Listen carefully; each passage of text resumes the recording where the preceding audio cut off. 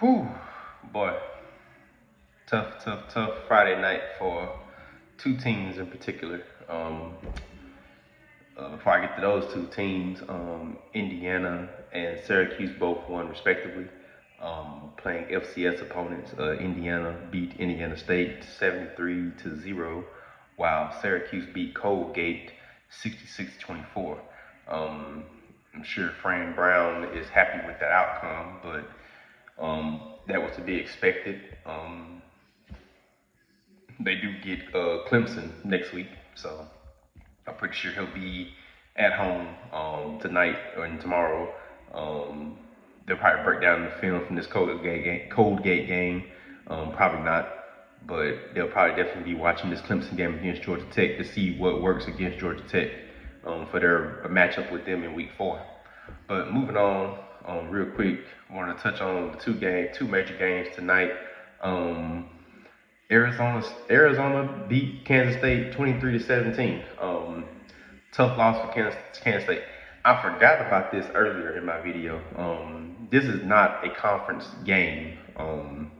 This game was scheduled in 2016 before all of the realignment took place. You know, before Oklahoma and Texas left, before the Pac-12 disassembled, and we got Utah, Arizona, Colorado, Arizona State. Before we got all of those schools into the Big 12, this game was already scheduled in advance. They schedule games out years in advance. Just something that schools do. They'll schedule each other for 5-6 years down the road, just to have that game locked in place. And so this was a game that was already locked in place back in 2016.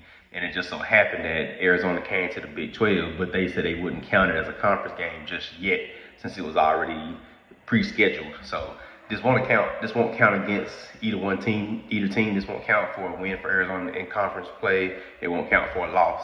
But what it will count for is a loss in the L column for Kansas. Now they fall to 1-3. What does this mean for them? It's gonna be tough treading.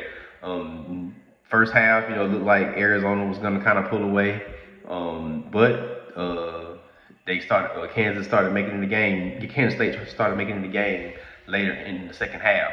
They started firing back. James Brown got it started in the second half with a quick rushing touchdown. Special teams had a blocked punt.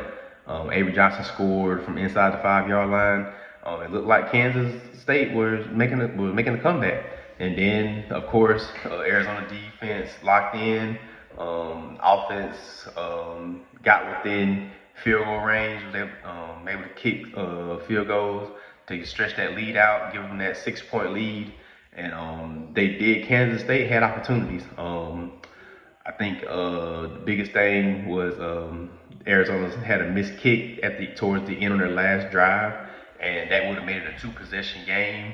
But instead, he ended up missing it, thus giving Arizona a last ditch chance to try to secure the win. Unfortunately, they couldn't secure it, and they ended up falling to Arizona. Arizona's down 3-0 on the road. They're looking good. Arizona looks good. Like I said, it doesn't count as conference play, but I think it's just getting a win like this against a quality opponent. You just can't undermine that. That's just something that you appreciate. Biggest takeaway from this game, same thing as usual. Kansas defense gave up a lot of yards. Arizona had 412 total yards. Biggest thing also, Arizona converted over 44% of their third down conversions. Kansas State only converted 23%. You're not going to win too many games like that. Time of possession was big in this game. Arizona held onto the ball for almost 37 minutes compared to Kansas State holding onto the ball for 23 minutes. That defense was tired out. It showed. It really showed. Through the air, Arizona had 178 yards. Kansas State had 88 yards. On the ground, Arizona rushed for 234 yards to Kansas State's 105 yards. It's tough. It's tough. It's tough. I feel like as a Kansas State fan, you had high expectations, and now you're just sitting here wondering what's next. You had a quarterback that you was hoping that would come in. He was going to be a pretty good quarterback in this conference, and now you look at it, it's not really much so on him as much so it's on the defense not being able to stop nobody. And you just look at it from that. You look at it from a defensive perspective. Defense can't stop nobody, and when you can't stop nobody, it's going to be hard to win games. Especially if your offense isn't able to put up video game numbers to keep up with the other team's offense. What's next for Kansas State? They get a bye. They'll go next week 4. They'll get a bye. Get a chance to just figure some things out, do some soul searching. What's on the table still? 9-win season. Still can get the 9 wins. Of course, bowl eligibility still there. Rest of the way, coming back from week 5, you'll have UCF, Baylor, TCU, Kansas, Texas Tech, Oklahoma State, Utah, and then they'll finish off the year against Colorado. It's gonna be tough, man. The thing about the Big 12 is, and I guess you could say this about any conference, but anybody could lose on any given Saturday, or anybody could win on any given Saturday. Kansas State can surely, come back after their bye week and, reel off 5 wins, 6 wins, that's how college football is. That's the nature of the beast of college football, Any team can get hot at a moment's notice, But so far, early in the season, Kansas State is not looking like the team that we thought they were going to be. We thought they were going to be a Big 12 contender. They still have a chance. They're only 0-1 right now in the conference. They still have the rest of their games ahead of them, to turn the season around. But it's just, I think this loss here, even though it wasn't a conference game, but they are a conference opponent. Like I said, the whole scheduling thing back in 2016, I think what's really hurt them is, the psychological part of it. You drop in games like this, it messes with your psyche, as a player. Especially after you drop a game like you did against Army the week before, and now you're coming in against a conference opponent, and yes, it doesn't count against your conference record, but just the psyche of now you're in a two loss window right now. Good thing, like I said, they get the bye week, and they come back from the bye week against UCF. UCF's a pretty decent team. They can lose that game, So this bye week is going to be important for Kansas State. They're going to have to do a lot of soul searching. Then finally, the other game, Colorado versus Houston. Unfortunately, Deion and his squad took a loss. Houston prevailed 36-20. I think this game here really showed us that this Colorado defense does not have the playmakers that it needs to be successful. Before I get to the defense, offense did look good. They did have some faults. That O-line has to do better at protecting the quarterback. Watching the game, of course, what stood out, Ryan Stubbs played the entire game. There were no flip-flopping of quarterbacks, Ryan Stahl played the entire game. He went 19 for 35, 204 yards, 1 touchdown, and 2 interceptions. The last interception kind of came, late in the game when it was basically over with. But he didn't look good. I think what also kind of hurt him, a lot of drop passes. I watched that game from start to finish. It was a lot of drop passes from receivers and tight ends. You can't have it as a quarterback, You're only as good as the weapons around you. The O-line gave up some pressures. He was sacked 3 times. Seaton did his job, the left tackle. Jordan Seaton did good. Most of the pressures came from the interior and the right side. They're gonna have to work on that. But Ryan Stahl played pretty decent. He played pretty okay in my opinion. It could have been better, obviously. But I mean, not much you can do when you're throwing the ball and it's hitting guys in the hands and they're dropping it. He can't throw it, then turn around and catch it. So I can't put too much of this game on him. I put most of it on the receivers and tight ends with all the drops, and a lot of this defense is not good. Point blank period. I don't know what has to happen, but this defense is not a defense that can win a lot of games. I think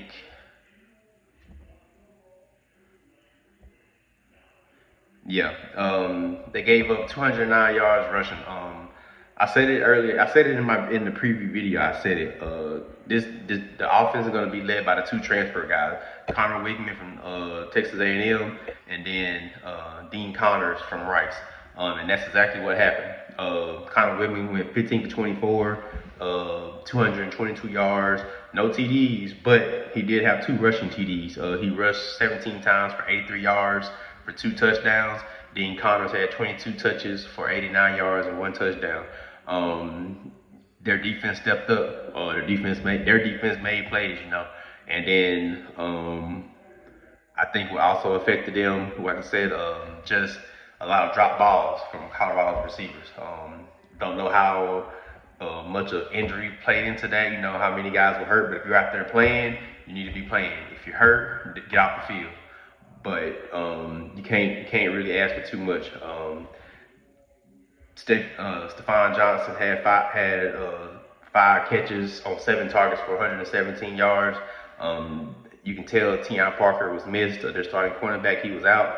But I said in my video that the depth was going to get tested for this Colorado team, and it showed. It showed on defense. They got to figure some things out because they're not going to win too many games if the defense can't stop nobody. And this Houston team might be one of those teams that might ends up, making a run in the Big 12 conference. You look at their schedule. They got a bye week so they get a W. They go on a bye week. They come back. They go to Oregon State. That should be a win. After that, they got Texas Tech, who's been rolling so far. Then at Oklahoma State, who's been struggling. Arizona State, West Virginia, UCF, TCU, Baylor.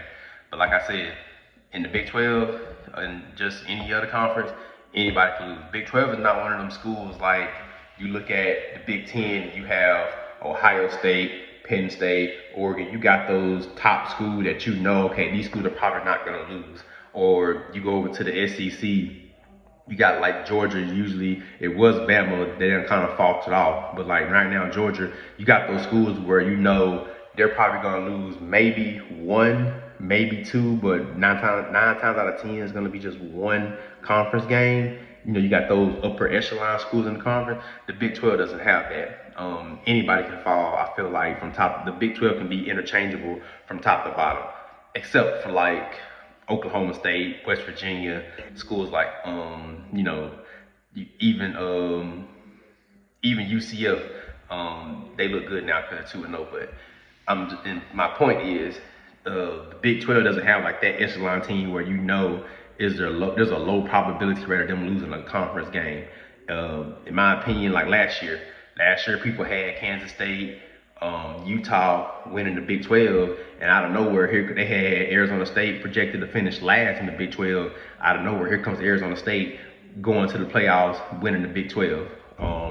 They had Iowa State, I think, middle of the pack, and there was Iowa State at the end playing against Arizona State for the Big 12 title.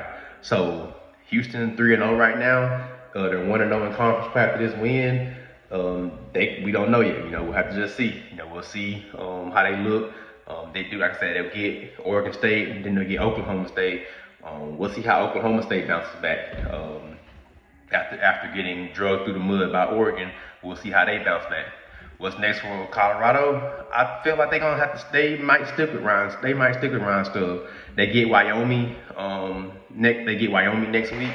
Before jumping back into conference play, I feel like the Wyoming game, he might roll out Julian Lewis. He might roll out Caden Salter. You might see all three next week against BYU because you don't want to lose. You don't want them to lose focus. You want to keep them. Lose my train of thought. You want to keep them involved. You want to keep them involved in what's going on. But I don't put this game on Ryan Stubb. Deion might. I feel like he's gonna see what the locker room's feeling, who they're feeling, and go from there, you know. But in terms of the reason they lost this game, I can't put it all on Stubbs. Could he have made some better throws? Maybe. Yeah, you have to go back and look at the tape, but there were some throws that he missed. But I think a lot of those throws, you look at the stat line, it's just you look at the stat line for the receivers, and everybody he threw a ball to. Three receptions was the most caught between wide receiver, tight ends, and running back. 3 receptions. But targets is where it separates. Omarion Miller targeted 7 times. Draylon Miller targeted 6 times. Joseph Miller targeted 5 times.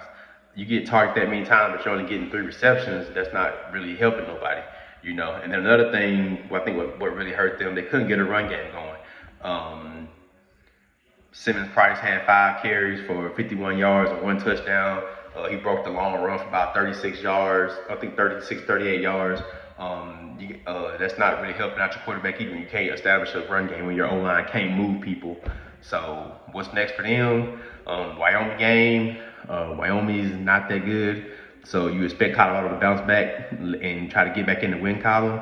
I feel like Deion's going to do some more shuffling at quarterback against Wyoming, you know, just to see what he got before they get to the BYU matchup after that game. So, tough loss for them. They definitely have to get some things figured out on defense. You can't get nothing figured out on defense. It's going to be a long season. And I know the Deion haters are going to be coming out the woodworks if he starts to falter. And, you know, they eventually end up, you know, missing a bowl game, you know, or this season end up being a collapse. So we'll see how they bounce back.